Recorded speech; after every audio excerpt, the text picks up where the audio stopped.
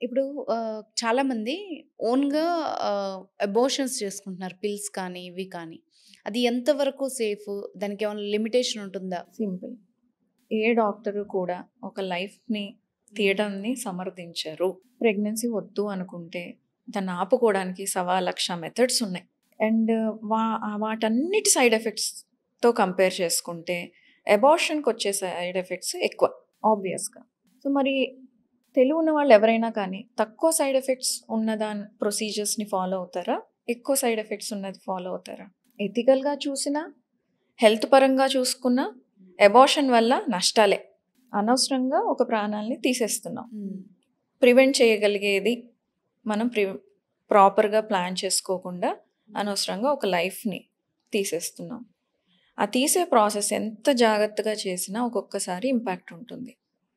సరిగ్గా అవ్వకపోవటం, దానివల్ల severe bleeding అయ్యి షాక్స్‌లోకెళ్ళటం, కొన్ని ఒక్కొక్కసారి ఇన్ఫెక్ట్ అవ్వటం, కరెక్ట్ టైంలో వాళ్ళు అప్రోచ్ అవ్వకపోతే యూట్రస్ మొత్తం ఇన్ఫెక్ట్ అయ్యి ఒక్కొక్కసారి యూట్రస్ మొత్తం తీయాల్సిన సిచ్యువేషన్ రావటం.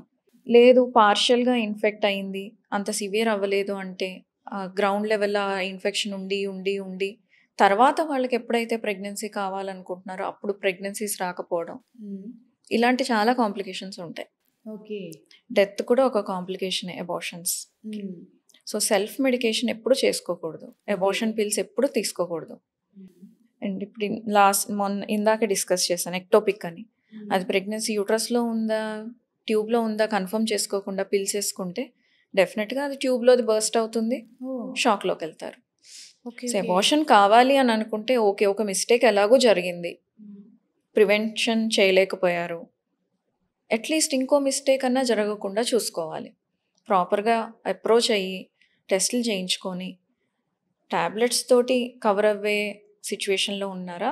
లేదా ఏదన్నా ప్రొసీజర్ అండర్‌గో అవ్వాలా? అనేది ఒక క్లారిటీ తీసుకొని దానికి వెళ్తే సేఫ్టీ కొంచెం బెటర్‌గా ఉంటుంది. 100% సేఫ్ అయితే కాదు. బట్ కొద్దో గొప్పో సేఫ్‌గా ఉంటారు.